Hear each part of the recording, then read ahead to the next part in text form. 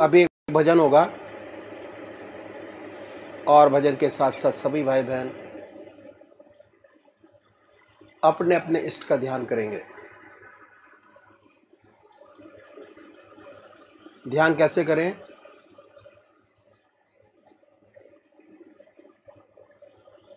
अखिल भारतीय संत मत सत्संग की तरीकत मैं आपके सामने रखता हूं।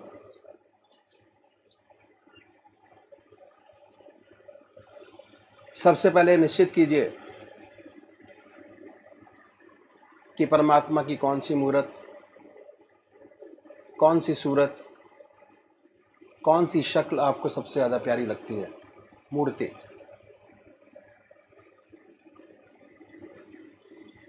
किसी से पूछने की ज़रूरत नहीं, अपनी आत्मा से प्रश्न कीजिए कि भगवान का वो स्वरूप जो आपको सबसे ज़्यादा प्यारा लगता है उसको चुनें।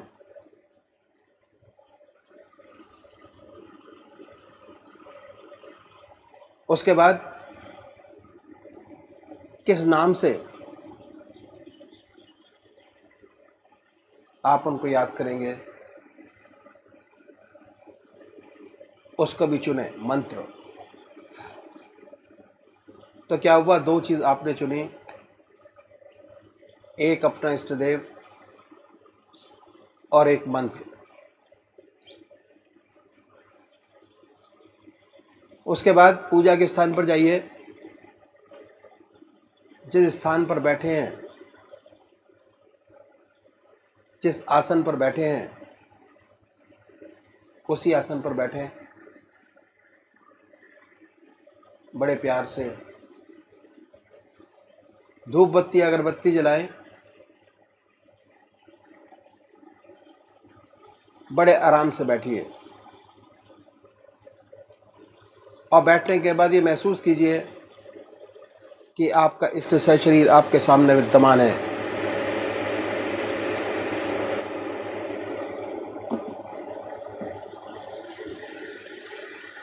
सशरीर भावना से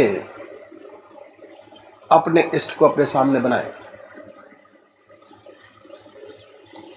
बड़ी बड़ी आंखें हैं, गोल चेहरा है,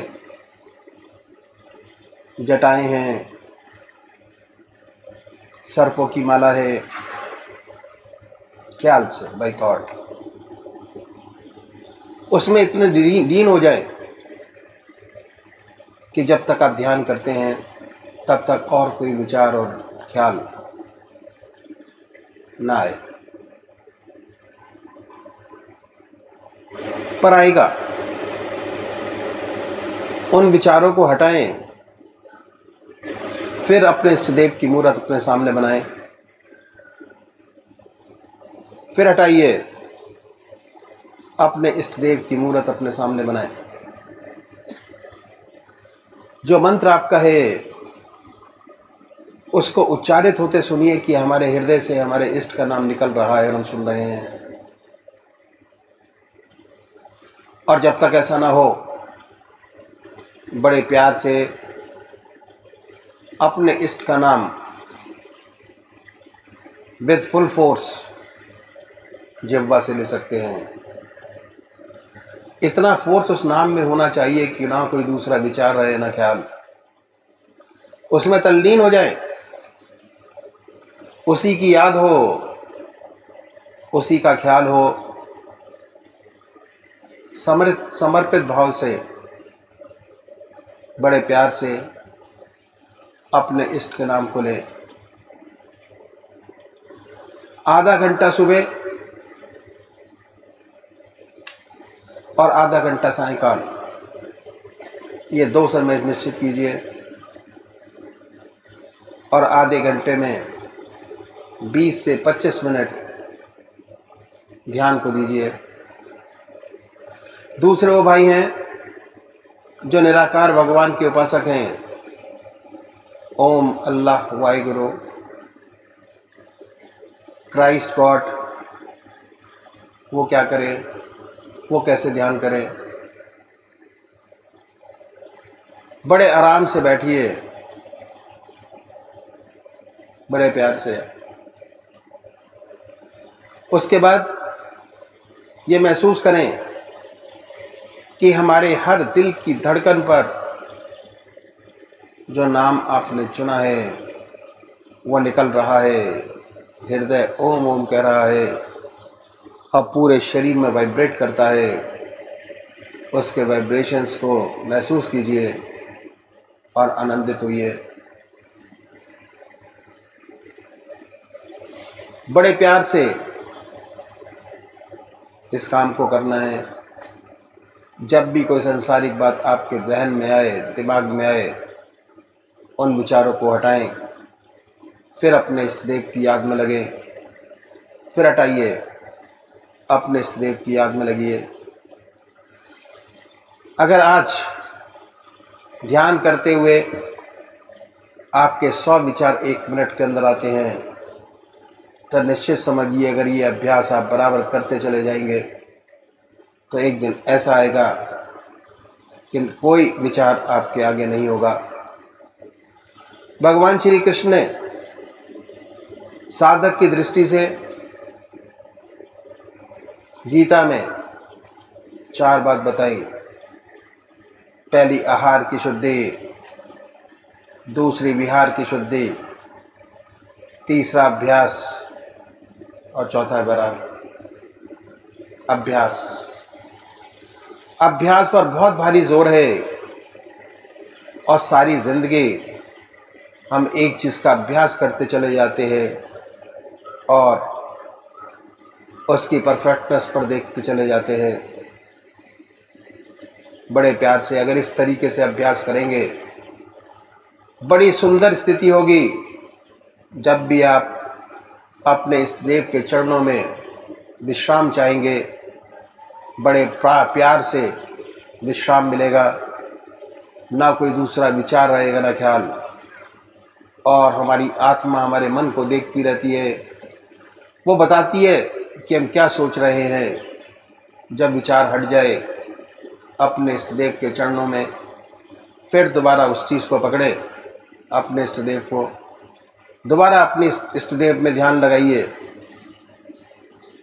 तो अभी एक भजन होगा और भजन के साथ साथ सभी भाई बहन अपने अपने इष्ट का ध्यान करेंगे।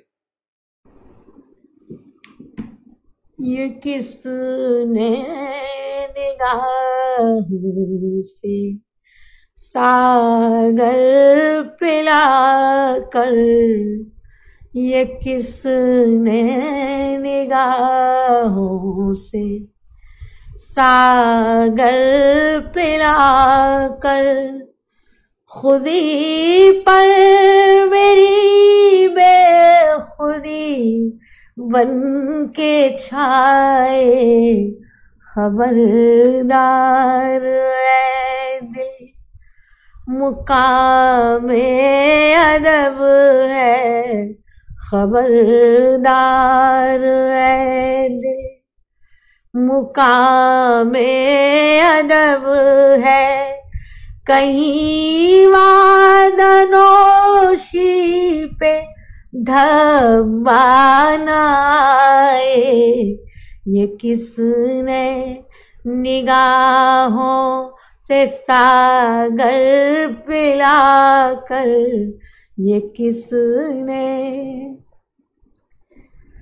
कई बार डूबे, कई बार उभरे, कई बार डूबे, कई बार उभरे, कई बार साहिल से टकरा के आए। तलाशो तलब में वो लज्जत मिली है, तलाशो तलब में वो लज्जत मिली है।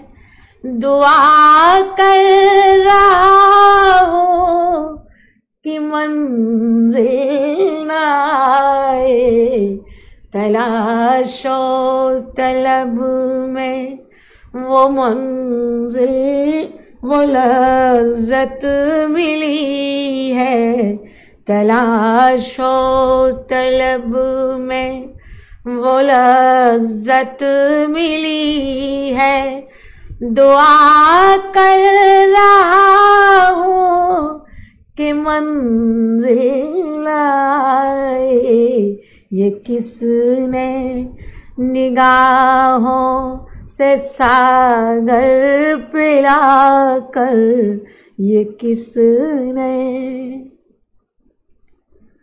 कई बार साहिल से टकराई कश्ती, कई बार साहिल से टकराई कश्ती, कई बार तूफान में चक्कर लगाए। किसी के तखय्युल ने ऐसा डुबोया, किसी के तखय्युल ने ऐसा डुबोया। बहुत कोशिशें की उभरने न पाए, ये किसने निगाहों से सागर पिला कर, ये किसने।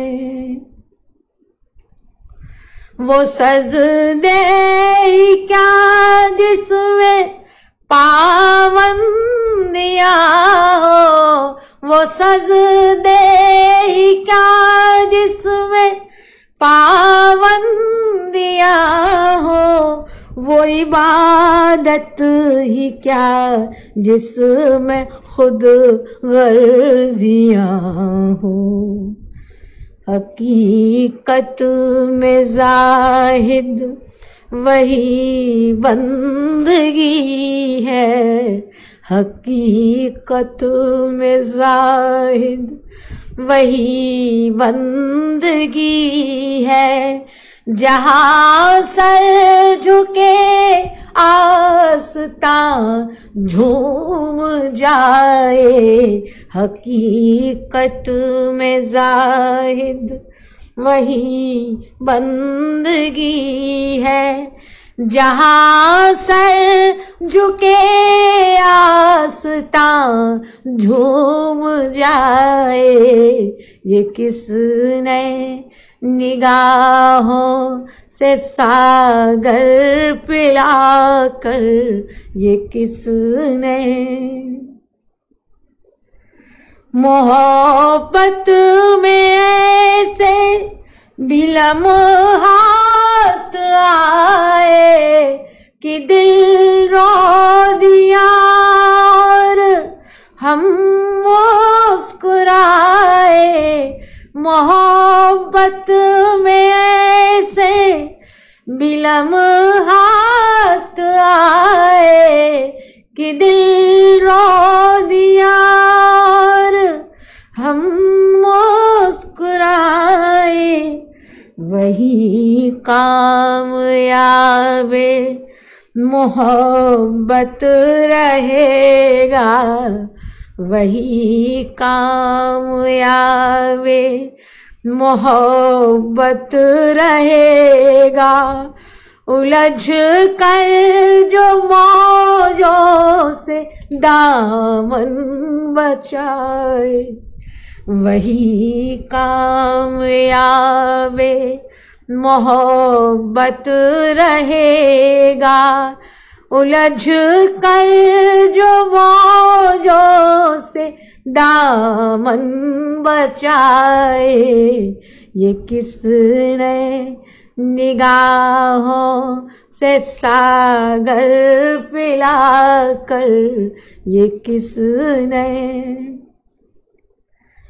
इधर बुत परस्ती उधर सजदारेजी, इधर बुत परस्ती उधर सजदारेजी, इधर ज़ौद उकवा उधर वादनोशी।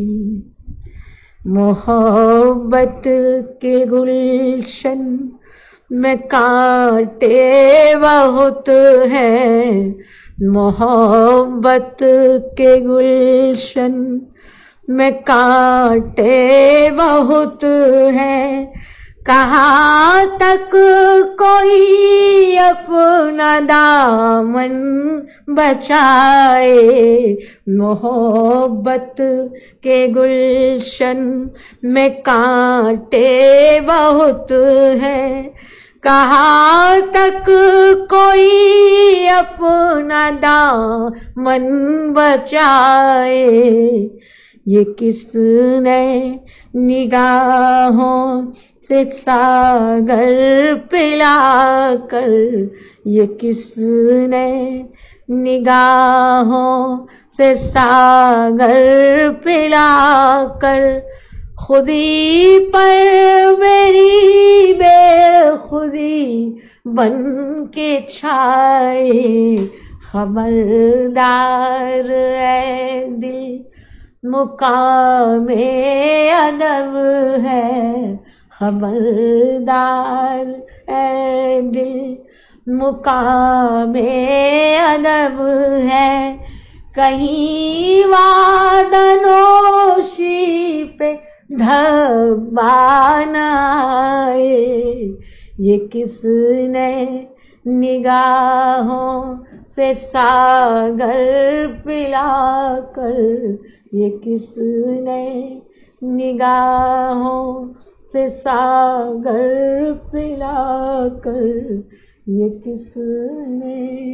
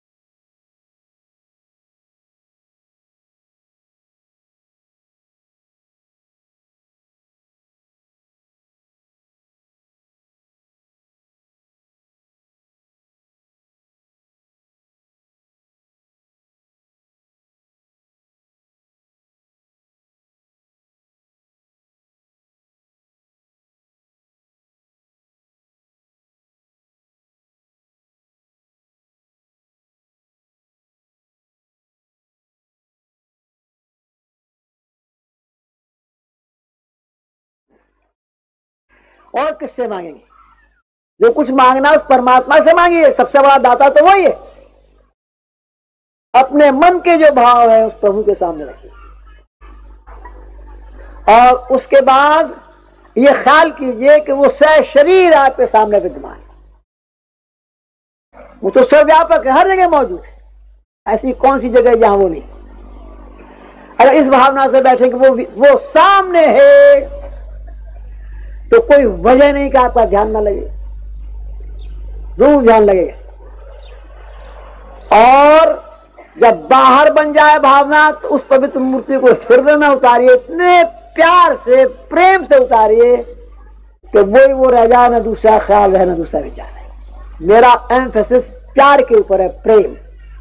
इतने प्यार और प्रेम के साथ उसे अपने हृदय में उतारिए, वही वो रह जाए, ना दूसरा विचार है ना दूसरा ख्याल है।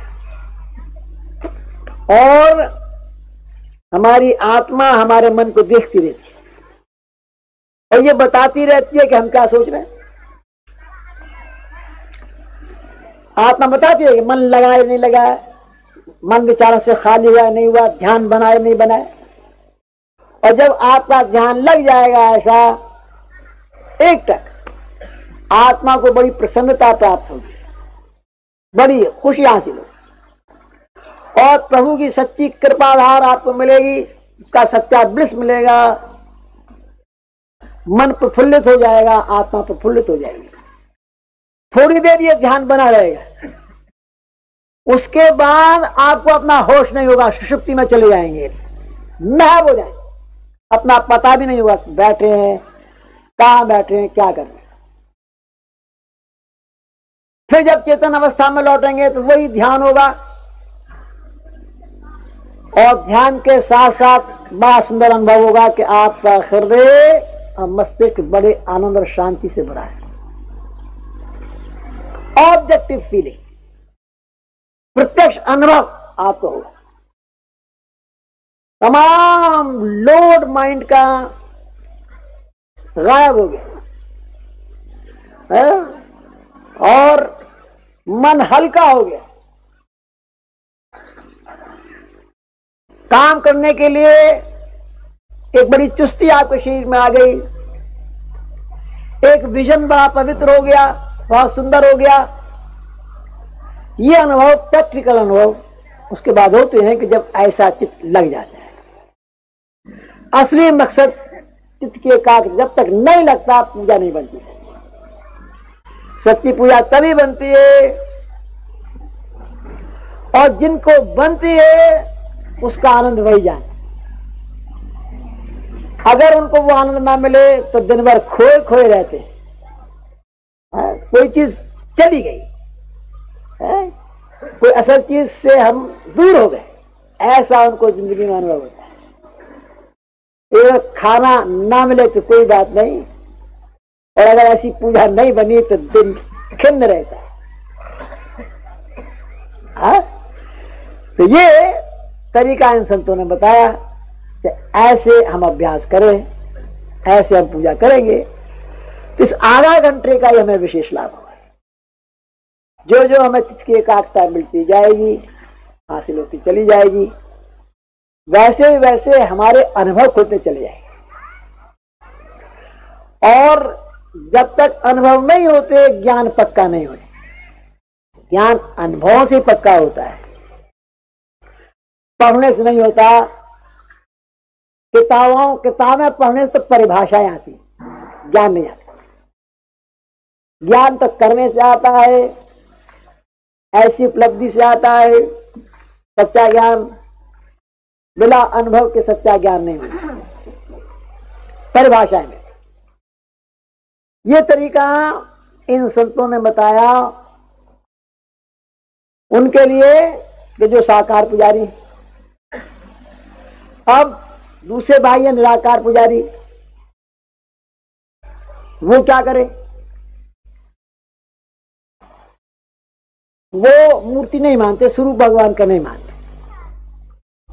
कोई बात, इनके लिए संतों ने बताया रास्ता कि भाई आप बेशक स्वरूप न मानते हो, अपने ध्रुव कहते हैं palpitation of heart, heart beats, हृदय की धड़कन, उस हृदय की धड़कन में अपने प्रभु के नाम को सुने ख्याल से, ख्याल की जबान, not by tongue but by thought.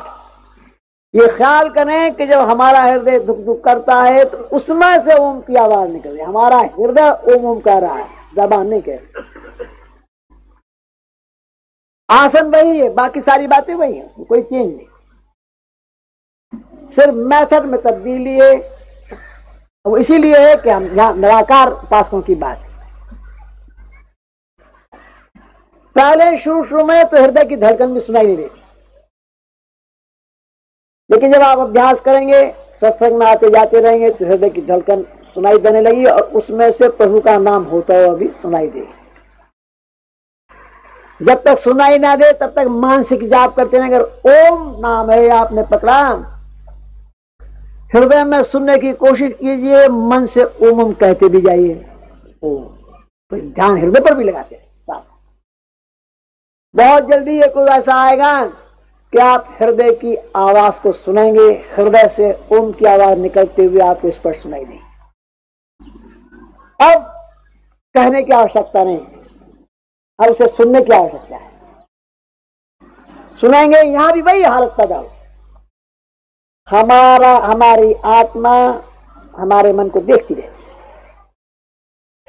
जब आप महव हो जाएंगे, तल्लीन हो जाएंगे उसके सुनने में, और दूसरा न कोई शब्द रहेगा न दूसरा ख्याल रहेगा, हमारी आत्मा को बड़ी प्रसन्नता हुई, बड़ी खुशी हासिल हुई। जब दिल लग गया, प्रभु की शक्ति याद हो रही, फिर हम सुषुप्ति में चले जाएंगे, अपना होश नहीं होगा, अपने आप से गायब होंगे, और फिर होश आएगा तो उस प्रभु की फिर याद होगी, फिर उसी शब्द को सुनते हो। तो ये तरीका पूजा का मेथड इन संतों ने बताया कि अगर हम इस तरीके से पूजा करेंगे तो हमें विशेष लाभ होगा, और ये आधा घंटा ही हमें, आधा घंटा सुबह आधा घंटा सायंकाली हमारे लिए बहुत लाभकारी सिद्ध होगा अगर हम इस प्रकार पूजा करें।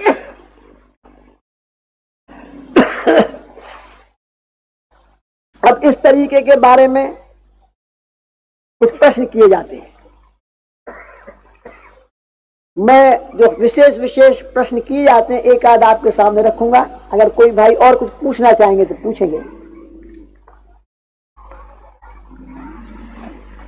सबसे बड़ा जो प्रश्न किया जाता है, जो इंटेलिजेंसिया बहुत पढ़े लिखे लोग करते हैं, और वो ये है कि आप ध्यान करने का तरीका बताते हैं। ऐसा मालूम होता है कि आपका जो रास्ता है ध्यान योग का है। बिल्कुल सच्ची बात। ध्यान करने का तरीका बताते हैं तो ध्यान योग तो है ही। ध्यान योग कहे जो अथॉरिटी सबसे बड़ी पतंजलि महाराज की कहते हैं। पतंजलि महाराज ध्यान योग की अथॉरिटी है, और पतंजलि महाराज ने जहां ध्यान करने का तरीका बताया तो उन्होंने ये बताया है, सिद्धासन से बैठे साधक, उसका कुशा का आसन हो, पृथ्वी से 5 उंगल ऊंचा हो, कुशा बिछी हो, पवित्र वस्त्र हो, मृगशाला हो, फिर बैठे सिद्धासन से बैठे, नासिका के अग्रभाग को देखे, भाव के बीच में ध्यान लगाए। ये तरीका बताया पतंजलि महाराज। और गीता में भगवान कृष्ण ने भी ये तरीका बताया कि साधक 5 उंगल ऊंचा उसका पृथ्वी से स्थान हो जिस पर बैठे, कुशा का आसन हो, पवित्र वस्त्र हो, मृगशाला हो, सिद्धासन से बैठे, नासिका के अग्रभाग को देखे, भाव के बीच में ध्यान दें।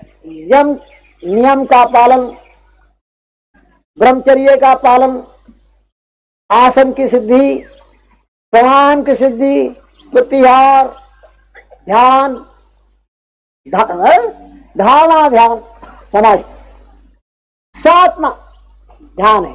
ये सब सिद्ध हो जाने के बाद फिर ध्यान करे। जब ये सिद्ध हो गया तो अब ध्यान लगाइए, यार तो कोई हर्ज नहीं। आ गया चल। ब्रह्मचर्य पर बड़ा भारी दोष।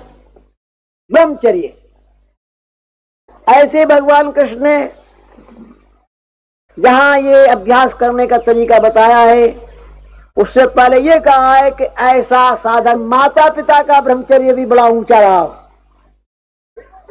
वो इस अभ्यास को कर सके।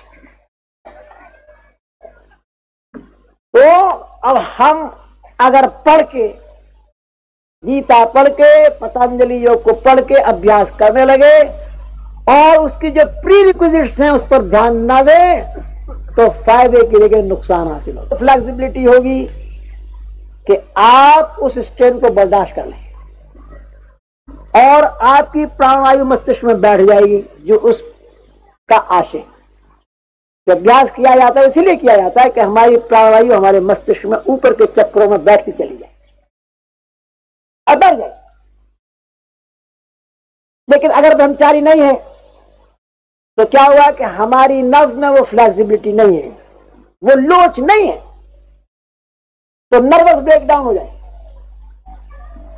और अक्सर नर्वस ब्रेकडाउन के बहुत से केसेस ऐसे मिलते हैं कि जो किताबें पढ़ के या ऐसे ये अभ्यास करना किसी से सुन के अभ्यास करना प्रारंभ, बिना गाइडेंस के अभ्यास करना प्रारंभ करते हैं। क्योंकि हमारा रास्ता गृहस्थी का है, पूर्ण ब्रह्मचर्य का सवाल पैदा नहीं होता, इसलिए हमारे बुजुर्गों ने, हमारे सदगुरुओं ने कहा कि नहीं, हम हृदय से करेंगे, हृदय से अभ्यास करेंगे। अब हृदय में ध्यान कीजिए। जब आप हृदय की तरफ निगाह करेंगे तो आपकी निगाह नीचे है, हृदय की तरफ। मस्तिष्क पर कोई स्ट्रेन नहीं, कोई दबाव नहीं। और ये खास तौर से बताया जाता है कि भाई ध्यान में कभी स्ट्रेन नहीं करना चाहिए। आनंदमय अवस्था बना के बैठिए, ये सोच के बैठिए कि प्रभु मैं तेरे चरणों में विश्राम चाहता हूं, शांति चाहता हूं, तेरे चरणों में मैं विश्राम चाहता हूं। मन से लड़ाई मत लड़िए, उसको प्यार से समझाइए, प्यार से समझा के उधर लगाइए। हृदय से तो निगाह नीचे है, कोई खतरा नहीं किसी किसी, कोई नर्वस ब्रेकडाउन कभी नहीं होने वाला। और हृदय वो स्थान है कि जहां से खून का दौरान हमारे सारे शरीर में होता है, ब्लड का पंपिंग स्टेशन। अगर हृदय राम नाम से रंग जाए और राम नाम से रंगा हुआ ये खून हमारी नसों और नाड़ियों में जाएगा, तो हमारे शरीर के हर छिद्र से परमात्मा का नाम जारी हो जाएगा। इसका विशेष लाभ। और दूसरी बात क्या है कि heart is the centre of all feelings. जितनी भावनाएं हृदय से पैदा होती, अच्छी और बुरी, अगर हृदय राम नाम से रंग जाए तो फिर हृदय में अच्छी ऊंची ऊंची भावनाएं पैदा होती है। परोपकार, भक्ति भाव, नम्रता भाव पैदा होती है। नम्रता, ह्यूमिलिटी, भक्ति भाव, ऐसे सुंदर गुण पैदा होते। और इन गुणों की अध्यात्म में तो आवश्यकता है, दुनिया में भी आवश्यकता है। ऐसा विनयशील पुरुष जहां जाएगा हर व्यक्ति उसकी कदर करेगा।